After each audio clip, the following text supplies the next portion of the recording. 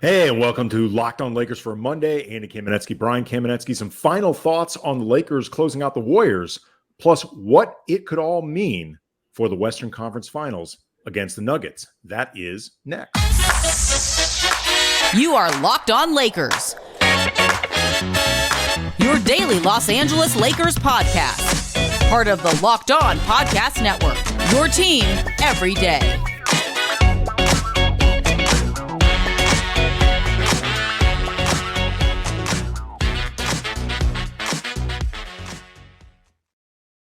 Thanks to everyone for listening to Locked On Lakers Monday through Friday. Your team every day, always free. The show is never behind a paywall. And Locked On Lakers on YouTube is where you can watch the show, hang out with a community of almost 17,000 subscribers. It is always growing. We really appreciate that. The everydayers, the ones who listen, the ones who watch, or the ones who do both. Thank you as always. Also, let everyone know that today's show is brought to you by Prize Picks. First-time users can receive a 100% instant deposit match up to $100 with the promo code Locked On. That's prizepicks.com, promo code Locked On. Brian is working through injury right now. Yes, somehow on during game 5 on Wednesday, I got sick. I felt awful all day on Wednesday, or at the end of the day on Wednesday. The Lakers, I think, felt my pain and played that way. By the end of Thursday, felt better. Super good Friday. We did our show Friday after the game when the Lakers clinched. Everything was fine. Saturday, right before I went to bed, voice totally went away. I assumed it was an early Mother's Day gift for my wife. We press on. It is. I keep thinking about where this team is, Andy, as we finish up the Warriors series, get ready for the Denver series. And it occurs, it's just like they are in a place where I'm still not entirely sure if we understand what, even between now and the end of this series and maybe the end of a final series, what the top end looks like here. Because, they took care of in, 6 games, the 2 seed in the Western Conference. They turned around and took care of the Warriors, the defending champions, in 6 games in relatively easy order, I think. Like, they've performed incredibly well for a team that has not been together for very long.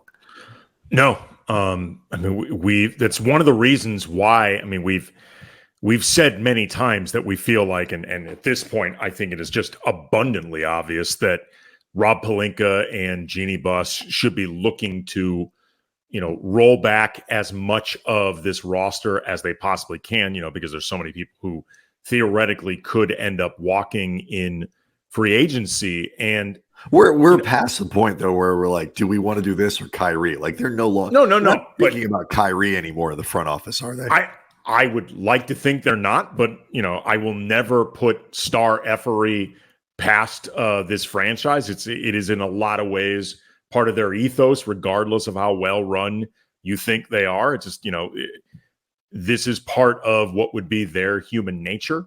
But to your point about like not knowing exactly what the top end is for the Lakers, how good they actually can be, because it's still a relatively small sample size. It's now with 2 playoff series on top of it. It's the equivalent of about half a season that we've seen this group together. Much of it was without LeBron. So, there's still that sense of mystery. But what I do feel confident about, even as somebody, I have not made up my mind yet, like a prediction who I think will win this series.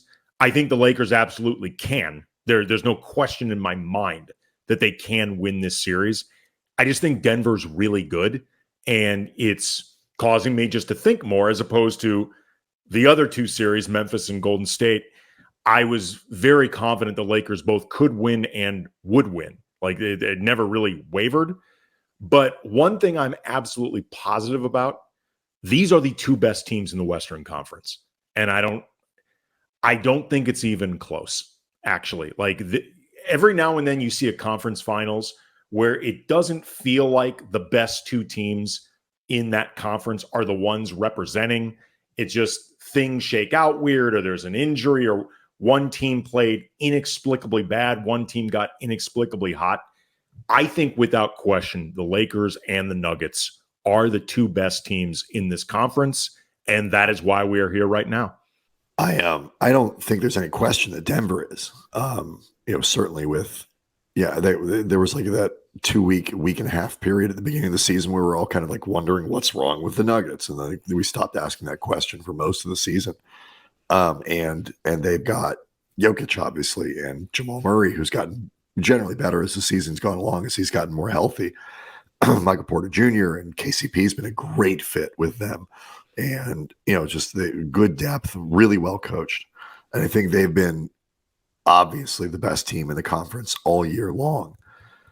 But the team that was supposed to be right behind them was Memphis, and the Lakers took care of that, like relative, again, by NBA playoff standards, relatively easily.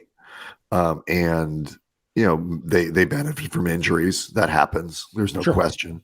But when you start to go forward with it, certainly the Lakers were definitely a class better than Golden State. Golden State took care of the 3 seed.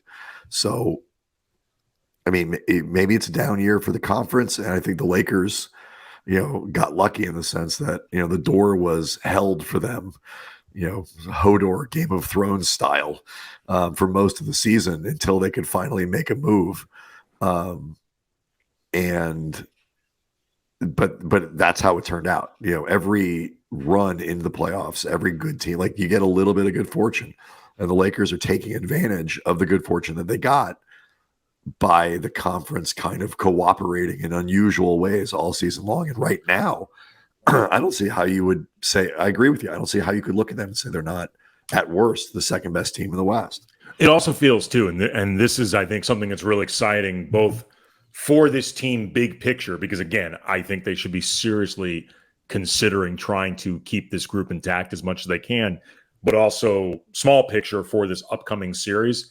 We've seen a lot over these first 2 rounds of it's been a playoffs where these guys, came into it having pushed through a lot of adversity as a group, because the Lakers had to really play at an extremely high level just to put themselves in the playoffs.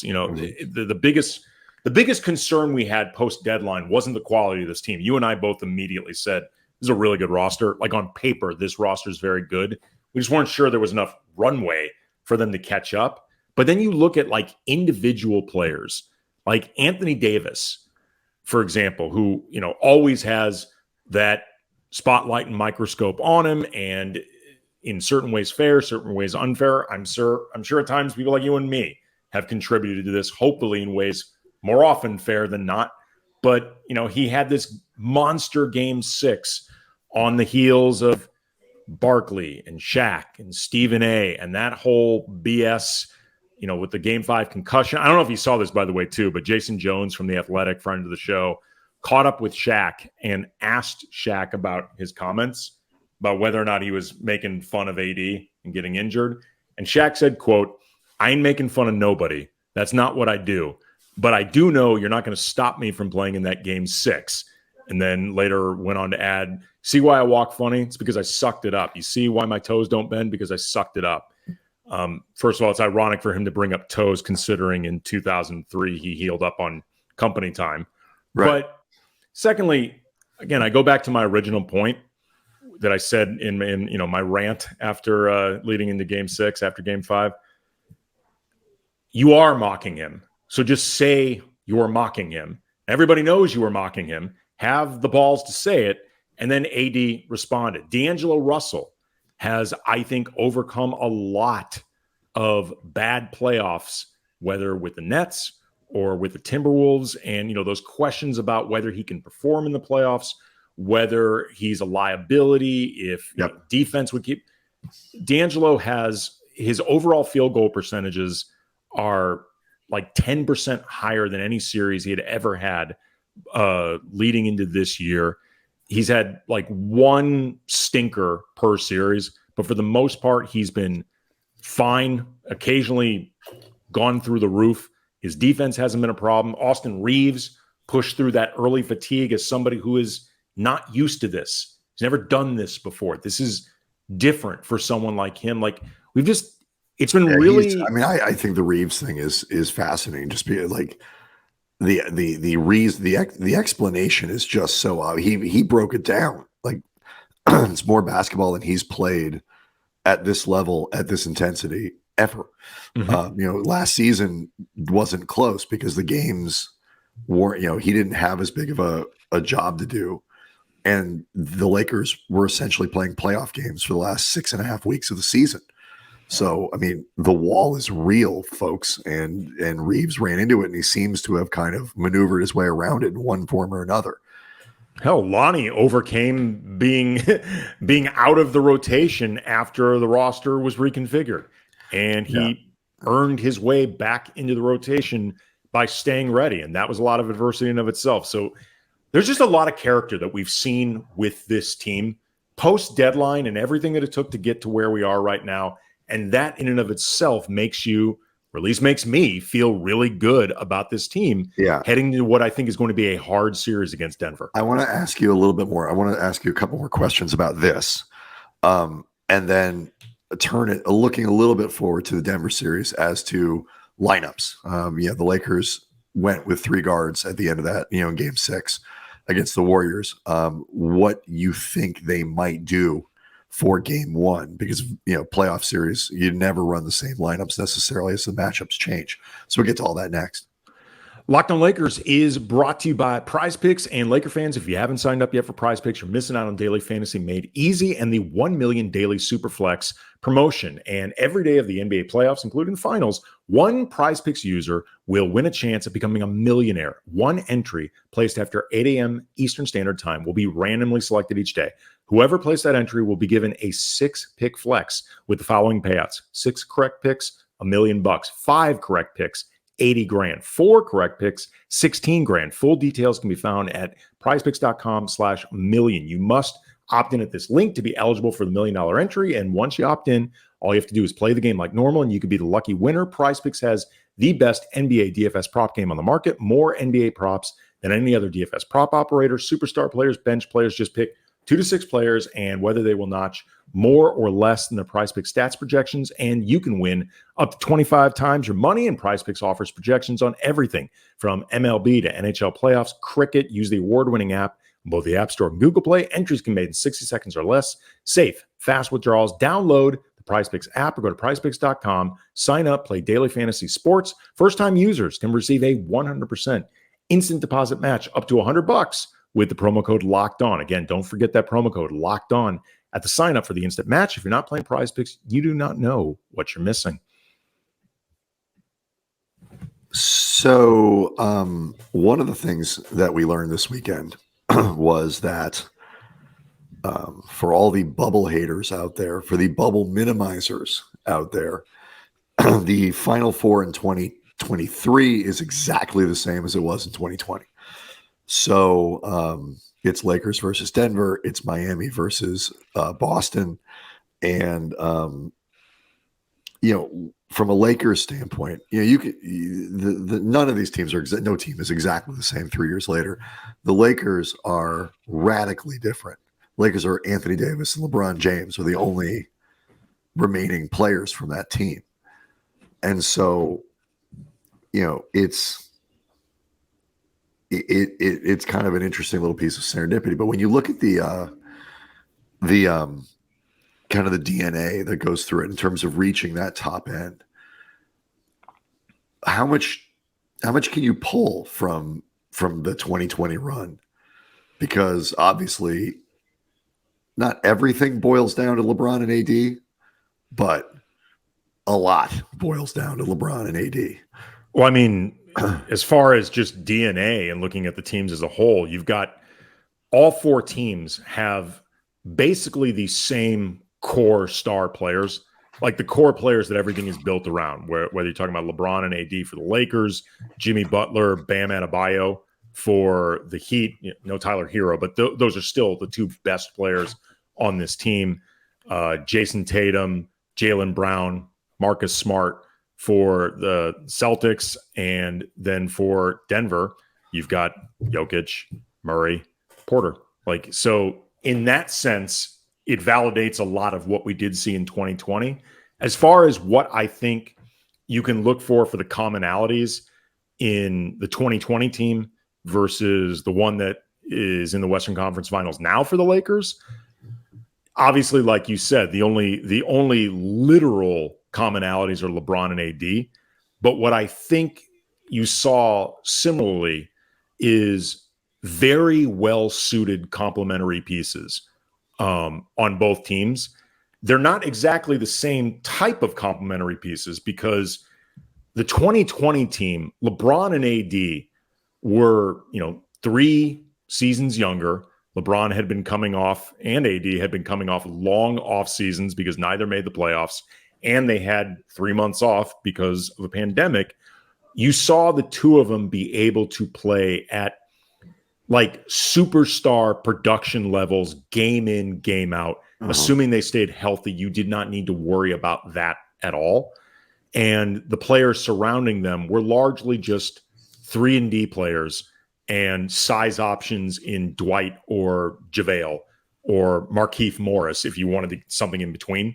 But that's really what it was. It was a lot of outside shooting and then really just defense and defensive options. This group, because LeBron is, we saw Game 6 closing out the Warriors, still capable of wreaking havoc, but age has caught up to him in certain respects. Attrition has caught up in certain respects, as it would for any player of LeBron's mileage and this many years in the league. This year, I think the role players are more skill players around them. Like D'Angelo Russell is more capable as a scorer and a facilitator than any of the wings surrounding LeBron and AD that year. Same with Austin Reeves. Same with Dennis Schroeder, Rui Hachimura. Like now with Lonnie in the rotation, the Lakers have 7 guys who can create their own shot. That's unusual. Like they can't all do it at the level of LeBron or AD, but LeBron, AD, Schroeder, D'Lo, Austin Reeves, Lonnie, Rui, those are 7 guys who can create their own shot at an above average NBA level. You don't see that a lot in a roster. And I think that speaks to, in certain ways, where LeBron and AD are in their careers right now. And in the meantime, the defensive integrity has still stayed there. But that's what I think is some of the difference. Like you don't rely, or you're not as dependent on LeBron and AD to provide all of the scoring now as you were in 2020. Which is probably a good thing. It's like you said, yes. LeBron particularly is just a different player now. Yeah. When you talk about the sort of the guys who have overcome, Anthony Davis has been an up and down year, and Russell was, I think, the most prominent player in that, because he's going to want a lot of money in the offseason. Like, are you going to want to pay him $24 million? Well, maybe not if he disappears in the playoffs. And he has shown the value to a team that is built around LeBron and AD, where you need somebody else to pick up scoring. And you wouldn't expect him to be. He's going to have clunkers because every player is. I mean, look, Joel Embiid was terrible in Game 7. James Harden was terrible in Game 7. Every player has clunkers. And so Russell wouldn't be being paid at the level where you'd expect him to be perfect every night. But he's shown that for this team, like, you need somebody who can do what he's doing. If not him, it's got to be someone, and I don't know where they'd have access to it. And so he's come through, and like, the Reeves bouncing back. When they made these trades, the thing that was always tricky to me was, what is the remaining upside? Like, how good can they get and how quickly? And the answer seems to be very good, and really quickly. But as I try to figure out, like you, would I pick the Lakers in this series, even though I absolutely 100% think they can win? Part of my formulation is, I'm still not sure we've seen if they don't have another 6 or 7% of growth, that could even come out over the course of the next 4 to 7 games. Well, it's funny you say that. Like, one of the things that I think is interesting in comparing the 2020 team that won the championship and what faced the Denver Nuggets in the Western Conference Finals versus this team that's about to face the Nuggets in the Western Conference Finals, like, LeBron is not expected to carry the team now in the same way he was in 2020, in part because I don't think he can do it on a game in, game out basis. Just summon it, turn it on whenever the hell he wants. Like, he's, again, 38. We know he's playing through a foot injury. That if it were not for the LeBron James of feet, he'd be, out on the shelf recovering from surgery, which still could happen this offseason. But because of the skill players that are around LeBron right now and Anthony Davis playing for the most part, quite well on both ends of the floor throughout the playoffs, LeBron is absolutely capable of picking his spots judiciously. And if the Lakers play at a level where you need him to take you home in the fourth, or if it's a closeout game and it's really important that you close it out on this night, LeBron is still capable of summoning up those nights, I think, at will. Like, he's still, I think, capable of rationing out the energy and the raw production and sort of mapping out when he thinks, okay, this is the night, this is the quarter, the half, whatever, that I got to do it. I think he's still capable of doing that. And the good news is there are enough skill players around him now that he doesn't have to be thinking about it on a 4-quarter game-by-game basis. This series is going to be so interesting. We're going to get much deeper into individual matchups and previews and all that kind of stuff on Tuesday's show with the Locked On Nuggets guys. But I do want to start thinking about the series by looking at what you think the starting lineup is going to look like. So we'll get to that next. All right, so Darvin Ham, who had a really good series against the Warriors, there was, even by nervous playoff Lakers fan standards, there was a lot less complaining about Darvin than there normally is. He made a move, putting Dennis Schroeder in the starting lineup for Game 6. It paid off. Lakers got off to a great start and essentially controlled that game throughout. I don't think you can go 3 guards against Denver. They're too big. Mm-hmm. Would you expect Vanderbilt to be back in the starting lineup, or you think it could be Hachimura? Yeah, I was thinking about this because I agree with you. First of all, Schroeder's going to be going back to the bench. I mean, KCP by 2-guard standards is not small. And then you get to Michael Porter Jr., Aaron Gordon, Jokic. They're just too big and too athletic for the Lakers to go with a 3-guard lineup. The pluses with Rui obviously would be having a starting 5 where you have to guard everybody and putting Denver's defense on their toes that way. The minuses are obviously you're removing some of that scoring punch from the bench. Vanderbilt, though, back in the starting lineup, even if you have to go back to that issue where he's ignored and you feel in certain respects like you're playing 4-on-5 offensively, between Porter, Gordon, and Murray, that is a lot of switchability and versatility and a lot of different looks that you can use Vanderbilt against 3 different and very dynamic players. And I wonder if the trade-off with that versatility, I'm guessing they'd go back to Vanderbilt, but I can see an argument either way. I don't think it's an obvious solution in either case. The good news is I don't think either is a bad solution either. No, and I think it wouldn't shock me if we saw that spot move a lot over the course of the series. Denver's a really difficult team to match up with, and just because again they have Michael Porter Jr. is 6'10". Like, I'm not sure people sort of understand and remember how big he is.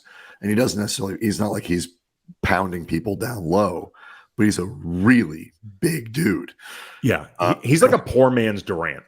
He's really tall. He's got that really fast release in his shot, and when he gets rolling, he can start to bury you. I mean, they're going to look to attack him defensively. Like they're going to start looking to, I'm sure, target him and Murray the way you started seeing LeBron mercilessly do it to Steph as the Warriors series went along. But I would be willing to book it. There will be 1 or 2 games where Porter goes on a heater. Well, and that's what makes them. So it's like with the Lakers when D'Angelo goes off for 28. It's like if you're still getting the stuff from everybody else and D'Angelo gives you 28 or Reeves gives you 26 or something, it's like that's tough because Murray is still, again, he's gotten much better as the season went along. He's been good in these playoffs. He's looked really good. Played really nicely in the playoffs. And Jokic was 35-10 in the last series. Again, we'll get to some of the specifics about matchups and things to look for in defense and this and that and whatever. I'm always interested in the way the moving parts, and this happened a lot on the way in 2020. Like Dwight plays a lot. Dwight doesn't play at all. It's like Dwight was kind of one of those pivot guys for it depends on the matchup. It depends on the game. It depends on the series. And what I think the Lakers have found is a pretty good runway, pretty good feel and sense for who's going to slide it into those spaces, who's going to slide out, and everybody being okay with it. In the games where Russell has sat late because Lonnie was playing really well, not a problem. Like everybody, they're playing so well that, and they move so deep, and everybody, I feel like, even in the, not to get all like youth sports here, but I feel like everybody feels like they really are contributing to something. Yeah. Even Troy Brown, who got essentially yanked from the rotation, still had moments in the first round where he was extremely useful. Yeah. And so everybody's, I think, feels like they're involved in what they're doing. And that is in part due to the buy-in for the length of the season. And that is something that you can point to Darvin and say he's done a really good job.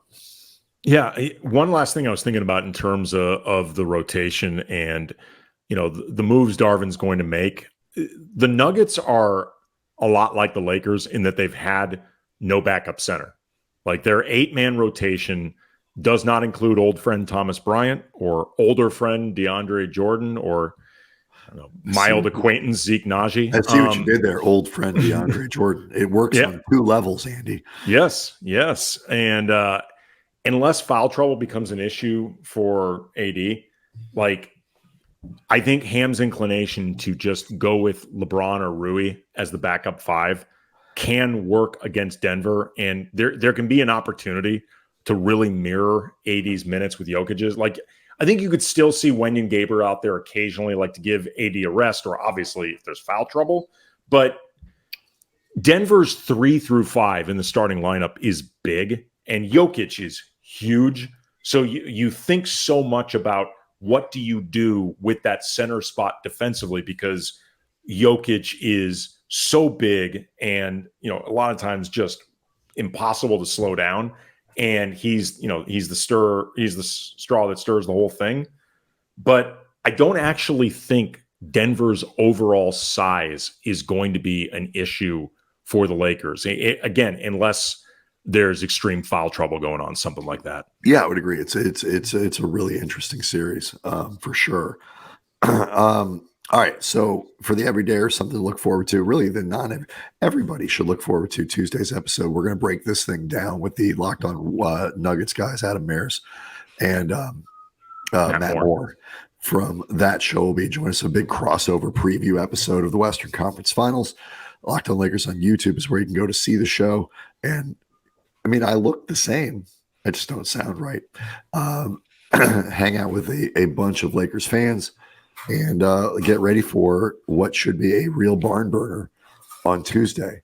The game is going to be much more exciting than my ability to speak of it in this way. And hopefully, Andy, I'll be able to talk tomorrow, but we'll see.